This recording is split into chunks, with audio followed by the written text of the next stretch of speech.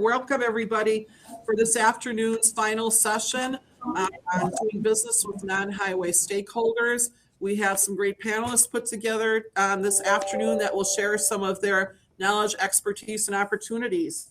We're going to start by, before I forget, please put your questions in the chat and we'll answer them as we go or at the end, whichever works best. Let's start with introductions. Eric, please introduce yourself and your organization. Hello, everybody. Thanks for being here.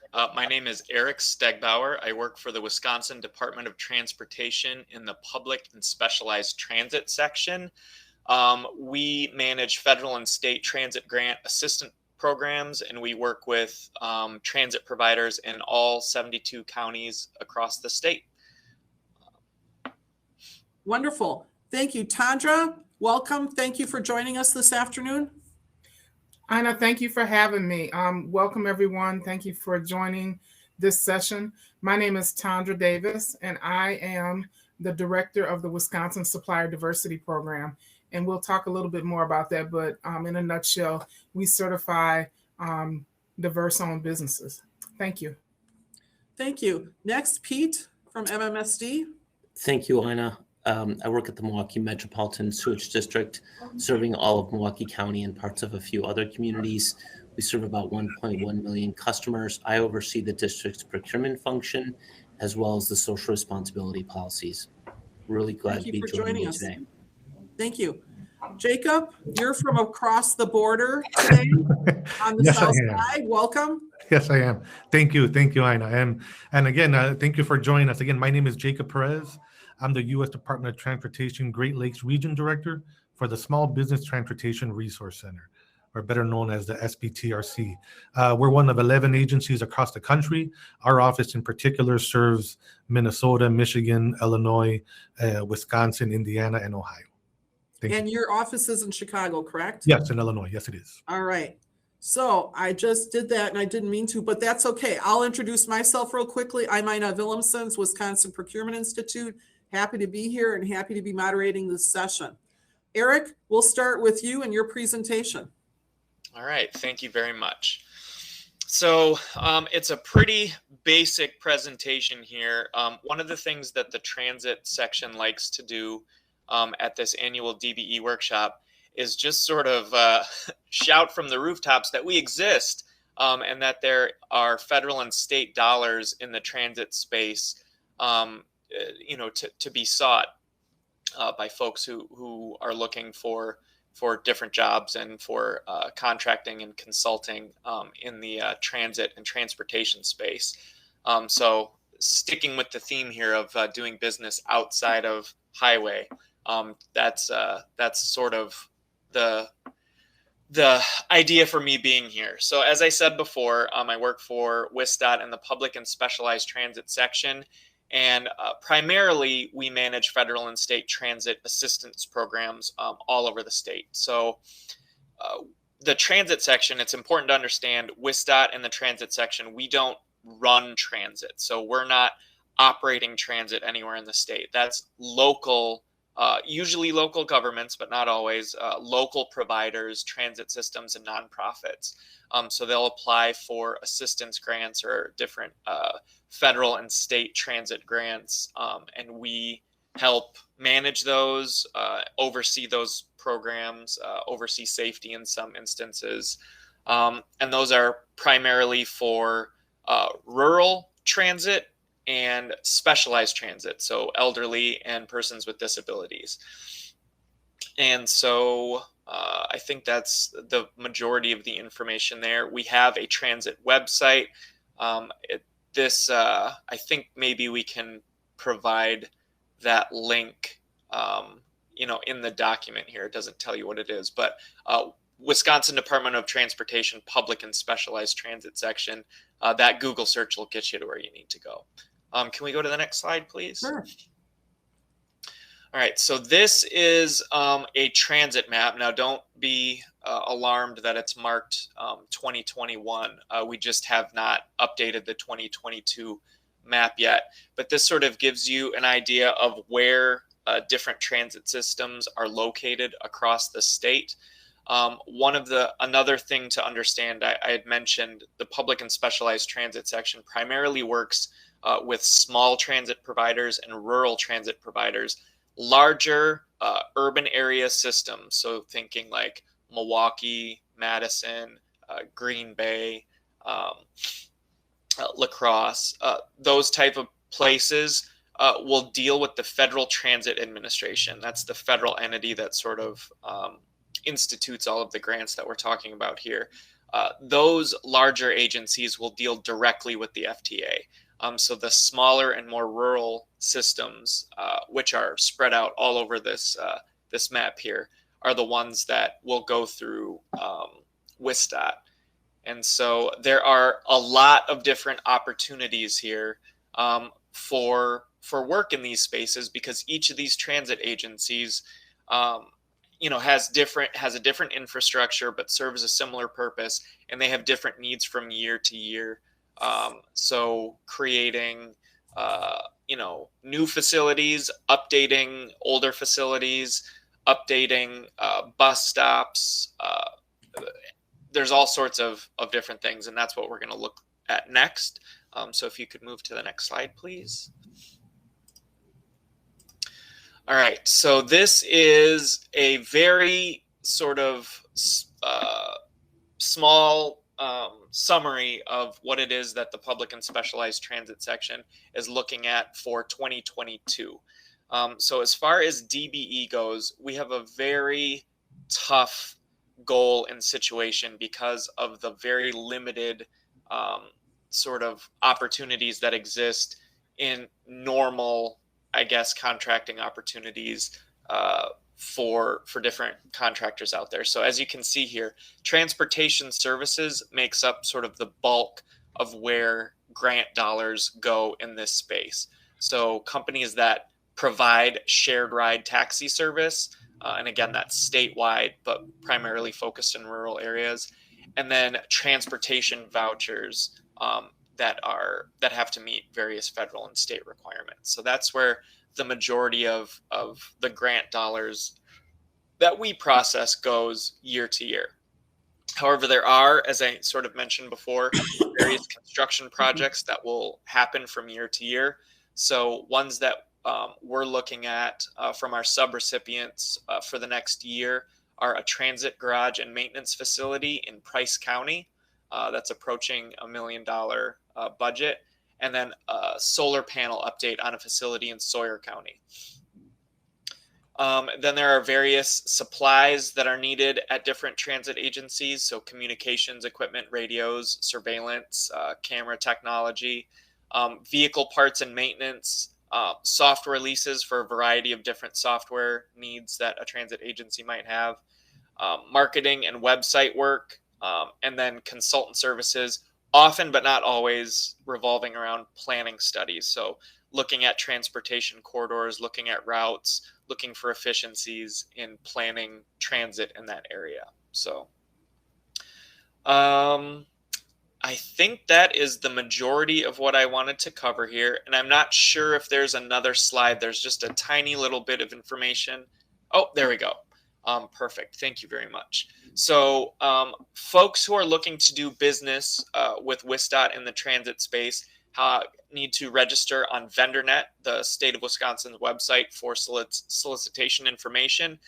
If you have any questions about what you've heard from me today, again, my name is Eric Stegbauer. I'm the State Safety Oversight Manager is my title, but I work with federal compliance and DBE. So my phone number is there, my email is there. I also have Becky Soderholm in the office with me.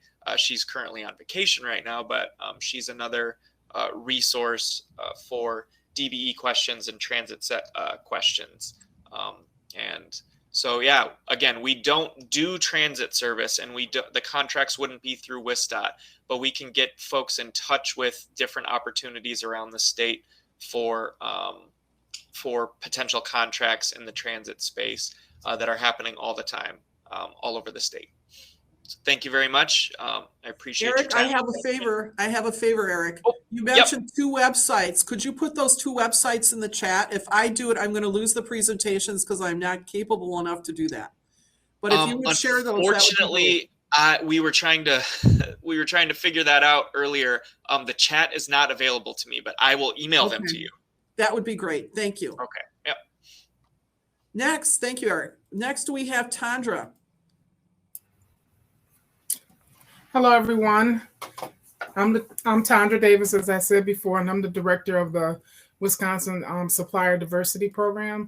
And so today I want to speak with you just about the opportunity of being certified as either an MBE, DVB, or a WBE. We'll discuss that a little bit more, and the opportunities that will give your business in terms of getting business with the state of Wisconsin. Next slide. So our mission with the Supplier Diversity Program is simply to certify the minority-owned or MBE, the service-disabled veteran-owned businesses, our DVBs, and our woman-owned businesses, WBEs. And by doing so, it gives them a better opportunity to do business with the state of Wisconsin, with other government entities who are looking for those diverse suppliers. And as most people know, diversity, equity, and inclusion is pretty hot now. So having your business certified could be of great benefit to you. Next slide. So just kind of just a quick overview of what our requirements are. Really, when we certify your business, we're authenticating that it is minority-owned, that is woman-owned, or service-disabled veteran-owned. And it has to be at least 51% and majority controlled by those targeted populations I mentioned.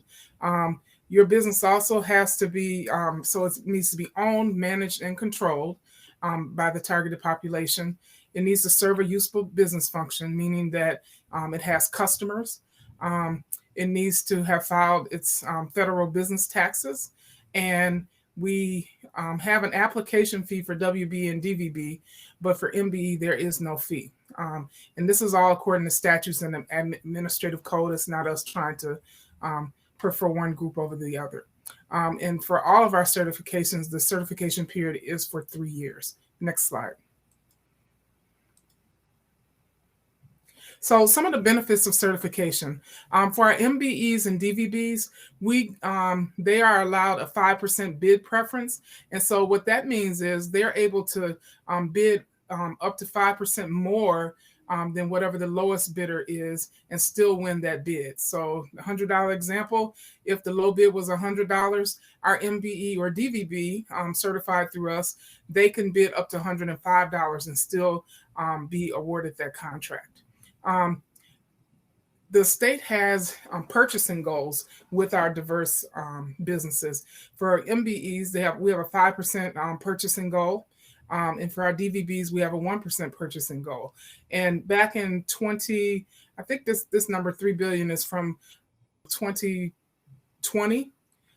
We had, of course, during COVID, some of the numbers declined a bit, but 5% of 3 billion, it's quite a bit of money, $150 million that we're hoping to spend with diverse suppliers. Another benefit is that your business would be listed in our database, which is on our website. You can see there, and really lots and lots of information is there, supplierdiversity.wi.gov. Being certified gives you a broader reach to those businesses who are looking for those diverse suppliers. And really, it helps you off the bat authenticate the diverse ownership of your business. Next slide. Another benefit we added just last year, we created logos for each of our certification types. And if you are in person tomorrow, we do have window clings. If you happen to be online on this call with us today, or this meeting, for those who are certified. So that you can proudly proclaim that I am MBE, WB, or DVB. Next slide. So we understand that certification may not be right for everyone with the state. And so here are 4 questions I think you should ask yourself. First of all, is your service or product something the state purchases or could purchase, right? Although the state, we pretty much buy everything, but some things we buy, it may be in a very small quantity that it may not support your business enough that you would want to delve into being certified through us.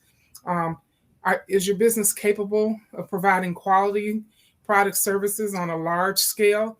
You got to think state of Wisconsin, 72 counties, and we have over 50 agencies and UW campuses that are purchasing. So when they purchase, they're purchasing for, it's a large quantity. And can your business handle that?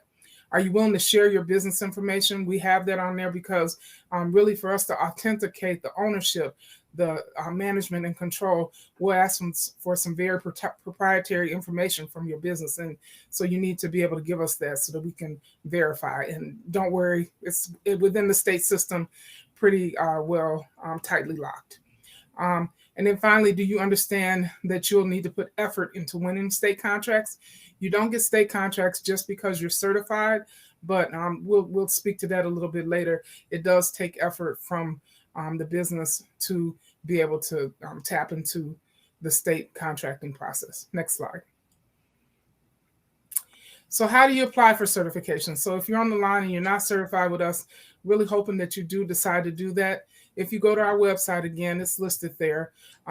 We have self-assessments for each of the certification types and also an eligibility quiz where you can look and see, overall, we have for each of our certifications, probably 8 to 10 pages of code and statutes. So it won't be comprehensive, but in general, you can see whether or not you could be eligible. And then we ask that you gather your checklist documents electronically. And I'll show you the checklist in just a moment. Doing so will help you be able to just go to the website and do the process of applying, which is entirely online. If you are a DBE, and we're really hoping to get a lot of DBEs to come over to us during this conference, there's a streamlined process where you don't need to gather documents. You only need to, or the ones listed on the checklist. There's only 2 things that you need, and we can talk to you. We have a resource table at the conference tomorrow, hoping that you would be able to stop by and talk with us about that. If you're WB and DVB, once you've applied online, send us a check, and we are at the point where we can review your application within 30 days, let you know if you need anything else, or, hopefully be able to go right ahead and approve you. But again, we're talking about opportunities. Once you've been approved, then to get work with the state, the work begins. And we call it bid, win, perform. Next slide. So as promised, I told you the checklist. So this is the checklist. And really, you can see all these different colors. For each section, we're needing to have a couple things in there to kind of verify those things that we talked about: management, ownership, control, useful business function. So as you're completing the checklist, make sure that you have things under each of these items so that we can authenticate your ownership. Next slide. So once you're certified, pretty minimal obligations. If there's any change in your business and the ownership and the address and email, whatever, please notify us so that we can keep our database up to date. Each year, we will ask you, however, to verify your business information. With our annual updates, there is no fee. And then every 3 years, your business would have to recertify. And that's pretty simple. The federal business taxes that you have for those 3 years, you simply upload those along with current financials. And if you're at DVB or WB, you just send in another $150. Next slide. So how do you leverage your certification? We have here bid, win, perform, but I've since added network, because getting contracts with the state really does require that you network with the state agencies, network with campuses, and also with prime contractors if you're not large enough to be able to seek after contracts on your own. So bidding I'm going to show you in just a moment how to locate those bid opportunities. win. Either you're going to win the bid with a low bid or with a competitive bid that allows the preference to be considered. And then after that, of course, perform. The state has, as a part of awarded contracts, that they want responsible bidders. And so responsible bidders complete projects to the satisfaction of the agencies and campuses. They communicate quality on time, things that I know that our suppliers are capable and do. Next slide. And so this is the splash page of our website. If you look here all the way in this left corner, just above the bid, win, perform, there are 4 bullet points all the way on the left. And each of these take you to where those bid opportunities are for goods and services, for architecture and engineering, for construction. And with us, it's not the horizontal construction, but it is vertical. So we do buildings in our division of facilities development. And then finally, we do have a path that you can get also to the website of the horizontal that the Department of Transportation does, the highway projects. So right away on our very first page of our website, all of that is found. Next slide.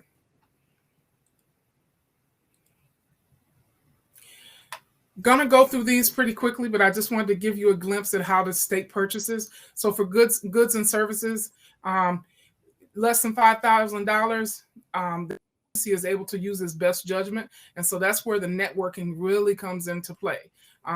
So they can choose whomever they want, right? For $5,000 to $50,000, they can do a simplified bid. Again, networking, very important. They need to know that you exist and that you can do the thing that they're looking for a bid for. They can include you in one of those 3 as one of those 3 agencies. And then greater than 50,000, we've talked about bidding, but also there's a, so it goes with the low bid. And if you are certified as a DVB or MBE, the bid preference could apply. And the same is true for proposals. And so proposals, they're trying to get the highest number of points, and they do the preference there. Talked about architecture and engineering is something that we purchase. So they have small projects, monthly projects, and major projects. And you can see how they're defined by their dollar amount. Can we go back, please? Yep, just a second here. No, wait. That one? Yep, I don't have all this. Sorry, I bumped my keyboard. No worries. So with the small projects, again, the agencies, they're able to choose whomever they will. It's a delegated selection. Monthly projects, with this whole architecture and engineering, it is not preference, and really they have a selection committee. And so the selection committee, based upon your letter of interest for monthly projects, they choose and they decide. And then major projects, they have kind of more of a formal process with an interview panel. And once again, the selection committee decides. We're very thankful that as of last year, supplier diversity was able to get a seat at the table for the selection committee. And already we've seen some tremendous results. We've been able to double the purchasing that they're doing with our diverse suppliers by sitting at the table. We don't have a vote, but we sit at the table. Next slide. And then how do we purchase construction with the state? You can see here, WisDOT certification is required for those that are doing bids over $50,000. And then if you're bidding on specific divisions of work, and then all general prime contractors have to be also certified through our WisDOT. If the project that you're bidding on is less than $300,000, they call it a small contract. And in doing so, the contractor is able to choose whatever subcontractors they want. But if it's over $300,000, then they have what's called single prime bidding and contracting. I'm not going to get specifically into that. We have I'll be at the table tomorrow. We can talk more about it if you're interested. But again, all of this in construction is low bid. So you actually have to bid on the project, and then preferences are considered. Next slide. And another way to leverage your certification. So, one of the questions we ask, are you large enough? Can you provide enough quantity? Well, if the answer is no, then consider teaming up, consider partnering, consider being a subcontractor. And then another thing we have is joint ventures. So if you can leverage your certification by being certified, you're the diverse supplier, and then you work with maybe a majority owner, someone who is not certified. And if you own 51% of this entity that you create, it could help you increase your bonding. It could help you increase your capacity so that in the future you would be able to bid on more larger projects and grow your business. Next slide. So that's all I have today. Hopefully, if you have any questions, we'll be able to answer them later. Thank you. Thank you, Tandra. Great presentation. Can I add, Ina, one more thing? Yes, you can. And I just wanted to say, I neglected to tell you when we were talking about bid opportunities. Each week, our program, we release a kind of a bid letting to tell you what new contracts have been let. And so if you're interested in receiving that, type your information in the chat or stop by the table tomorrow and we'll be able to share that information with you. Thank you. Thanks, Tandra. Next, we have Pete. Thank you, Ina. You can just go right to the next slide. So what does MMSD do? As I mentioned at the very front end, we're a regional sewage district. We capture and treat about 200 million gallons of sewage each day. Unlike many other sewage districts across the country, particularly urban areas, by virtue of climate change, managing flooding and flooding events has become a core function of what we do as well. As such, we have some substantial infrastructure, 300 miles of sewer systems to maintain, 25 miles of an inline deep tunnel, 2 reclamation facilities, one built in 1925, one built in 1968, and that they always require upkeep, maintenance, replacement, everything that you can imagine you would need for a large operation to make sure it's staying on top of the latest technology and being as energy as efficient as possible. Next slide. So we purchase, as you might imagine, a lot of construction. That's actually going to be the focus of some of these next few slides. You can see the different areas for which we use construction services, design and planning, and then other services. Candidly, with respect to the other services, it's a relatively small portion of our awards. And when we do these, we always look to go to cooperative purchasing contracts to see if there's any rates there that we can piggyback off of, if you will. But we do still drive participation in that area as well. Next slide. Just a quick summary of our recap, which I think tries to convey the commitment that we have to our social responsibility policies. We strive to do 20% of all of our business with certified small women and minority-owned businesses. In 2021, that was 28.8%. In 2022, we set ourselves a 25% goal, and we're aggressively pursuing that, particularly with all the construction bids that we plan to let. The other thing that we look at is not just diverse businesses, but also local businesses. We try to make sure that dollars are awarded within our region, the M7 region, and then specifically within our sewer service area. So 61% of all awards, dollars awarded, were in our sanitary sewer service area. It's keeping ratepayers and tax dollars local as much as possible. And then local workers.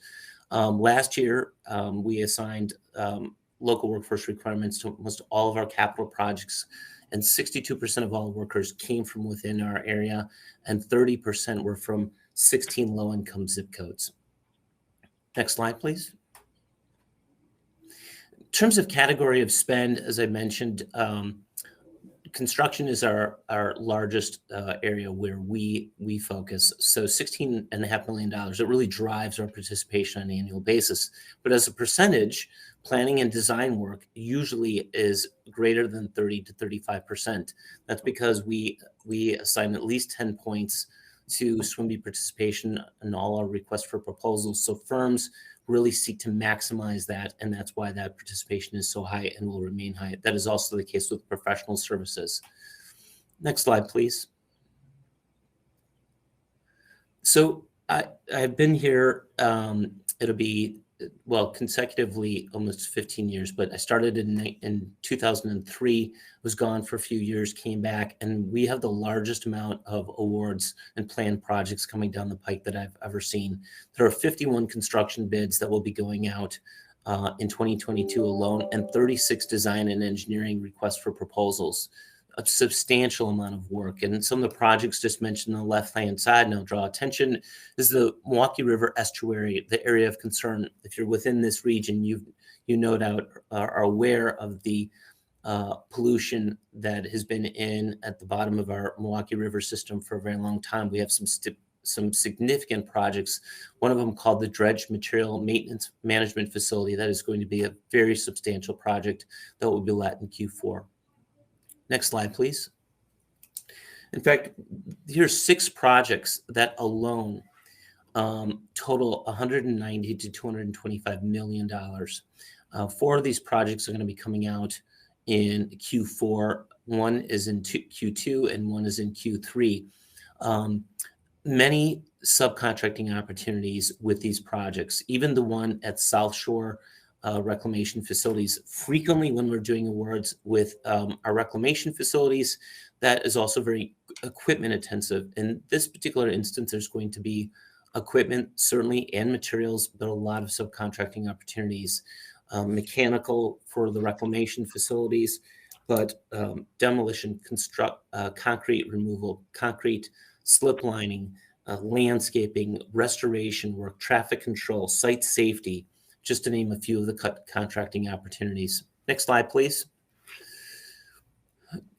A little bit smaller on the design and engineering side in terms of awards by virtue of size. We still have some significant projects. This would constitute both, we outsource both planning, preliminary engineering services, and then final design services for all of our projects. The final design being the preparation of really the bid documents that allows us to get the project over the finish line with the help of a contractor. Next slide, please. Veolia Water is our core partner in our work.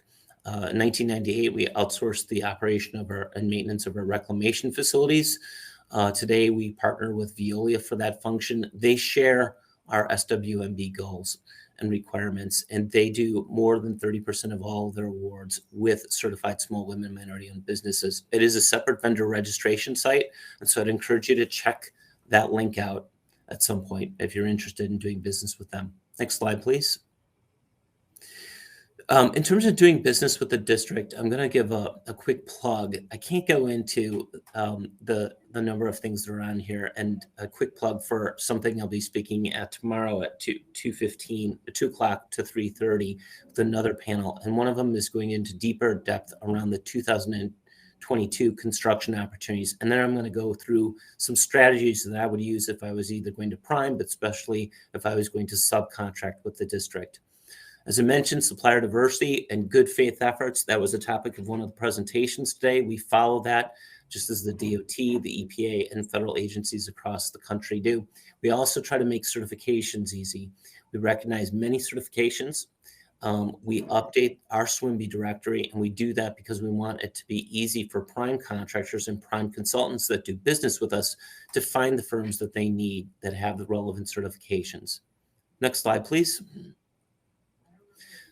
We recognize that doing business with the district, while we are a great agency, we pay on time, that it's substantially difficult projects sometimes with a lot of risks. So we provide business capacity training for SWMB firms and non-SWMB firms as well. We want to make sure that businesses can successfully compete for our work and also succeed once they win it. The training is online. Last night I attended a 1-hour conference on lean management principles as they apply to the engineering construction industry.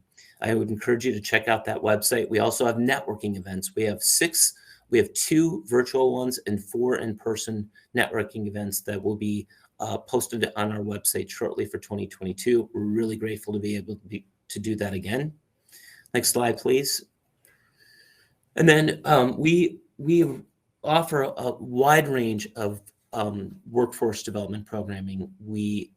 This is just one of several, but one that we're very proud of, which is the Regional Internships in Science and Engineering program. This was developed actually by Prism Technical Management in 2009, and it really recruits local students who graduated from high schools in the area who are majoring in science, construction management, engineering, and matches them up with district contractors and consultants so that they can get on that career pathway to careers, ideally in the water sector, but at the very least in the construction and engineering industry.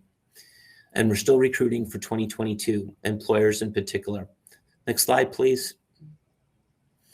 I might add that both Michelle and myself will be at the in-person event tomorrow. We have a table. I'd encourage you to reach out to us, and we can always schedule a meeting if you are interested in going into more depth about the services your company provides and how we can get you connected to our opportunities.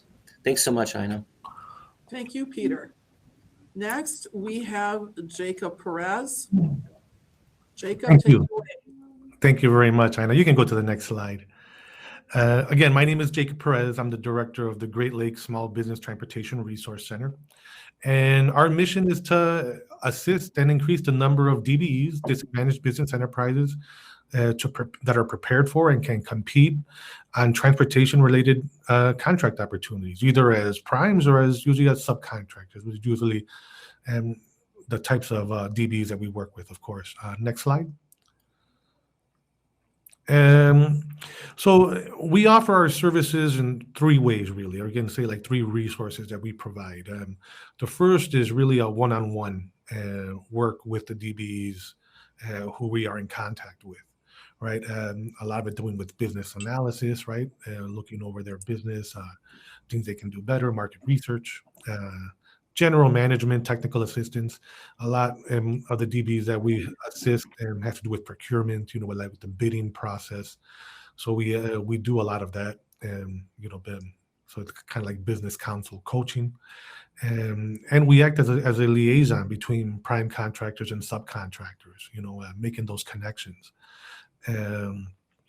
We also offer, the bond program I'll go into a little bit, as well as WIDI. But yes, again, this is more one-on-one services that we provide with the DBs that we work with. Next slide, Ina. One of the more popular programs that we have, and one that we're often asked about, is the bonding education program, right? The bonding education program is an all-inclusive, hands-on, multi-component program designed to address the needs of DBEs in the community so that they are bond ready. It's more than just a bonding program, however. Again, of course, they're going to meet bond surety agents, loan officers, all the people that are involved within the bonding process. But we also have sessions on perfecting your pitch, and we also have attorneys come and talk about construction law or joint venture and risk management and services. So again, we cover a lot of things within the bonding education program, right? And participants do get a certificate for completing the program that comes from the U.S. Department of Transportation. And sessions are we usually have like 7 sessions between 2 to 3 hours each. Right now we are doing those virtually. And we just finished one with the Ohio Department of Transportation, and looking forward to hopefully offer something like this within the Wisconsin region. Next slide, please. And the final program we have, an initiative that we're really proud of here, is the WIDI, the Women in Transportation Initiative. The mission of this program is to get more women involved within the transportation industry. As we know, they've been historically marginalized for a lot of different reasons. So one of the things we do is every year we hold a WIDI symposium. We just had it last month, where the focus was on AI, artificial intelligence, talking a lot about electrical vehicles and kind of like the growth of that, and having women panelists, presenters to talk about how they've succeeded within this industry. Another important part of the WIDI program is our internship program, where we offer a reimbursement to DBs who do participate to host an intern at their DBE. So again, we pay the internship.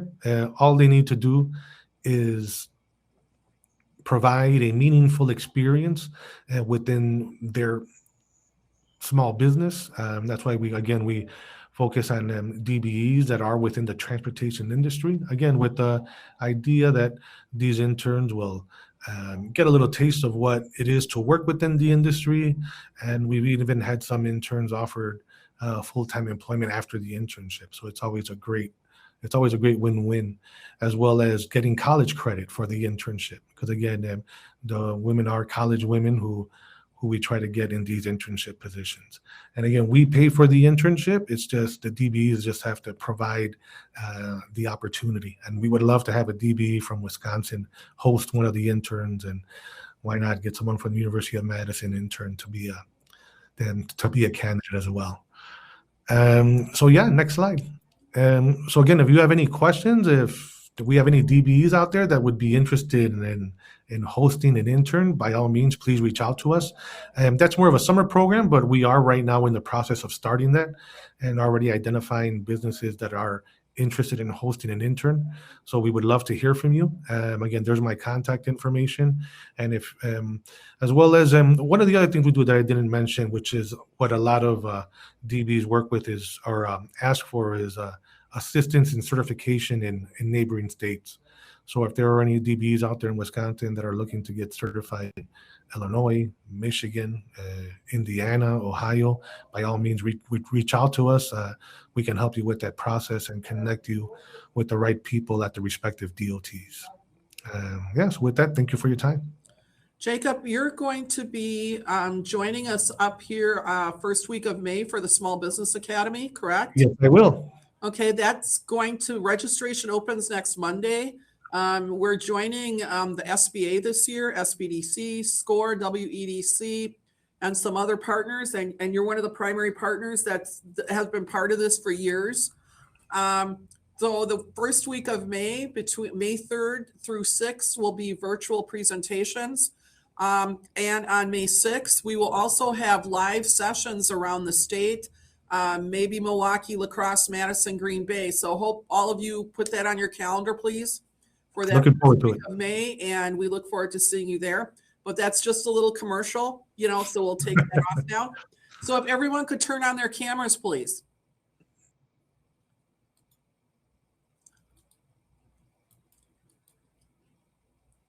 And I'm going to, we'll just pretend that you're the most important. Okay, we'll do the thank you slide because I don't know how to go to the beginning. So we'll just skip that part. So all of you will be there tomorrow, meeting with businesses. Can you share some wisdom on, they're going to be learning from you, meeting with large businesses, small businesses, resource providers. Tandra, you're going to have a booth there you mentioned some stuff you want to talk about. Can you give some advice to the small businesses, how they should approach an event like this?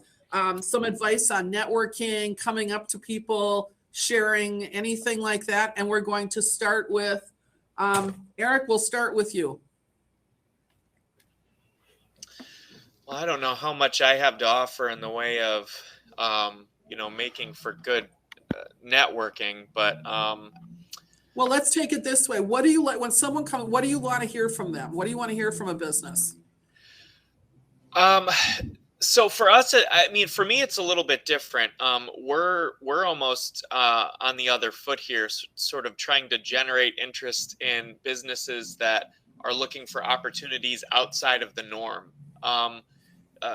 So I guess what I'm looking for is interest in what the transit space has to offer, flexibility in working, in a non-standard, non-traditional area, and in different parts of the state. So those are the things, specific to public transit that we're sort of most interested in hearing. Yeah. Sounds good. Thank you, Eric. Tandra, when you meet with a business, what do you want to hear and what advice would you give them to look their best? So with us meeting them at this particular conference, I guess it changes depending on where we are. But with the DBE conference, we're really looking for those businesses who may already be certified or not. But if they are certified, we're looking to find ones who are wanting to expand their business, wanting to augment, kind of the certifications that they have, leverage their DBE certification, and come to the state and really just kind of look at us as an option for them to kind of help their business grow. Thank you. Peter, what would you suggest? What's your wisdom? I'm not sure if it's wisdom, but I would certainly say that everyone's so busy, and before you come to any event, you really have to make sure you're going to get something out of it. So I highly recommend being as strategic as possible. When you go to an event, you often can see which who's going to be on a panel, which organizations are going to be attending, and I don't go for a shotgun approach. I would go for what are the 5 to 8 key conversations that you want to have. Maybe it's an already existing relationship, but you want to take it further. Maybe you're actually trying to do business with someone for the first time. You've had a connection, but now you want to take it to that level. Maybe it's a phone call afterwards. There should be some things that you go into every single conversation with, hoping to get new info out or hoping to convey something very important about what you do, how you do it, and why you do it really well. So that's my suggestion. It's very wise. Jacob, what's your wisdom? Yeah, again, 2 quick suggestions. Number 1, practice your pitch. I'd be surprised how many DBE owners. And how long should your pitch be? Oh man, short and sweet, 30 seconds, but to the point. And again, it has to be impactful. Again, it's easy to say. I mean, and sometimes I'm a business owner doing it for like 10 years, but when it comes to their pitch, they just never really been very intentional with practicing it, So again, there are strategies. You can look at them online, and a lot of recommendations to just be snappy and to stand out. That's another big differentiator. And you can really tell those owners that kind of have it down. I mean, it makes a big difference because it's a great first impression, as well as having a good capability statement. Another way that businesses are going to be judging that, so if you have a capability statement, you're ready to go, and it's updated and the information is correct and there's no misspellings, kind of, again, always the fundamentals of it. That's always good. And it helps you with your pitch as well, to kind of focus on what it is, that message that you want to get across. Because again, we always have those precious seconds to really make that first impression. And for small businesses talking to a prime, I mean, that's the world. So it's always important to position yourself in the best possible way to build a relationship and get a contract. Well, and to the capability statement, it's kind of late for tomorrow, but we're hosting a webinar on the 8th on how to prepare a capability statement and reply to a federal sources sought. So anyone, free webinars, it's either 11, 1 o'clock, something like that. Please go to our website, wispro.org.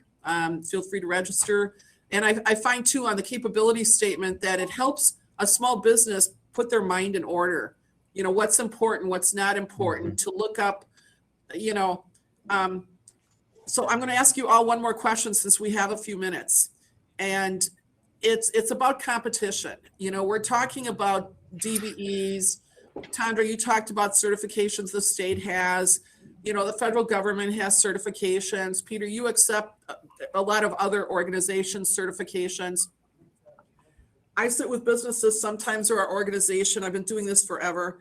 And they think that certification is going to get them a contract. And they forget that there's competition in all certifications. There's competition in all trades. There's competition in all contracts. So if you guys could just, give a few thoughts on that. And Eric, we'll start with you again. All right. Well, this is something that I do think is sort of very relevant to where we're coming from in transit. So not to get too in the weeds on this, but the Federal Transit Administration, because we deal with grants from that specific entity, we have a separate DBE goal through FTA. I think aeronautics has the same thing. Highway has the same thing. And so in Wisconsin, we have found that the FTA specific DBE goal that we're always looking at and sort of the contractual opportunities around the state for transit is very, very low. And it's because one of the reasons is because of the nature of what transit service requires. Like I said in the presentation, a lot of it has to do with providing transit services, and there just seem to be less contractors in that space who are also flexible enough to go to the four corners of the state. But that having been said, there are opportunities. There are contracting opportunities for groups and firms that are willing to sort of look for them and go out, maybe of their comfort zone, maybe of their particular region. But there are federal and state dollars to be had, like in the transit space. And so just being aware of that and getting yourself into that competition. One of the reasons why it's so suppressed is because it's just, I'm quite sure it's a lot of work to get around for, getting yourself out there in an area, in a region of the state that's not sort of like where you would maybe normally go. But it's also easier for local transit subrecipients of these federal dollars to just look in their own backyard for the quick, easy answer. It might not be the cheapest for them. It might not be the best, but it's what's available. It's who's out there. So I know this is as close to on point as I can get. Get in the competition. There are transit dollars to be had, and it's a space that many people don't necessarily. It's not their first thought or their 10th thought, but there are opportunities. There are dollars out there, and you can compete for that. Thank you, Eric. Tandra, what's your thoughts? I guess my thoughts are, I agree with you. So often people think that because they're certified, the contracts will just, start flowing to them. And so that's why we, in supplier diversity, we really try to disabuse everyone of that idea that it really does take work. It really does take networking. It really does for the state of Wisconsin, understanding what our agencies do as well as our UW campuses, and not only understanding what they do, but really understanding your business as well, and the pricing thereof. And I would say, with the state, there are no set asides. There, is truly, low bid and preferences if you're certified, and depending on the type of work you're bidding on. And so you want to make sure that, even if you take the time to put a bid together, if you don't get it, you should really take the time to go back to the agencies and speak with them about getting feedback on, and even looking at the contracts that won, that kind of can help you. Because again, there's a lot of money out there to be had, but it definitely takes work. It takes diligence and it takes perseverance. Great advice. Peter, your comments? I think I complete agreement with everyone. I would just say this is that you're first and foremost a business who provides a great service, who happens to have a WBE certification, or happens to be small, or happens to be a minority-owned firm. I think that's the absolute crux of everything, that certification, as has been mentioned, is helpful, particularly for governmental entities. It's a shame, quite frankly, it's been relegated sometimes exclusively to governmental entities for a long period of time, and getting more common at the corporate sector, but providing a great service. And if you're doing business with a governmental entity, you better have an A-B game, because you've got to be able to perform at a high level, particularly at some of the dollar amounts that you might be competing for. Yeah, the government doesn't like risk, do they? They don't like to fail. They don't like to have contractors they have to suspend. It's kind of a negative thing. Absolutely. So Jacob, what's your thoughts? Yeah, again, just to echo what everyone said. Yeah, and again, they don't like surprises. No, Sure. no, they don't. For sure. So yeah. So I mean, yeah. I mean, do your homework. I mean, it's easier said than done. Like I said, I mean, but again, access to like BidX or places like that where you can learn more about the primes that are bidding on it, and again, and these things are easier said than done. You know, I've met business owners that are somewhat shy or like, no, you got to get out there. I mean, again, you miss 100% of the swings you never take, right? I mean, Absolutely. and within this industry, it is all about relationships. I mean, yeah, I mean, don't get me wrong, the process is important, but again, doing your homework, knowing who those other primes are, it's so fundamental. Well, and everyone will have a chance to do some networking tomorrow, make some relationships or continue existing relationships. You guys are spot on that if you don't swing, you won't hit the ball, right? If you don't show up, don't complain. Yep. And if you do complain, no one's going to listen. So, competition, the reality of competition and knowing who you're competing against and knowing who's playing against you, Yep. or who can play with you. Like Tandra mentioned, the mentor proteges, joint ventures, in the DBE space, that's a strong opportunity to find teaming partners, put groups together to go after some of these bids. So, remember too that your competitor one day may be your partner the next day. So building solid long-term professional relationships is very important. So I hope everybody joins us tomorrow over at the Ingleside, I think it is, right? It's in Pewaukee. Yep. It's the White Ingleside. Hotel on the right side of the freeway if you're coming from south. We'll see you all there. Please respond to the survey. And I think that's all. We'll close out this afternoon. And with great thanks to all of you for sharing this afternoon. And we'll see you tomorrow.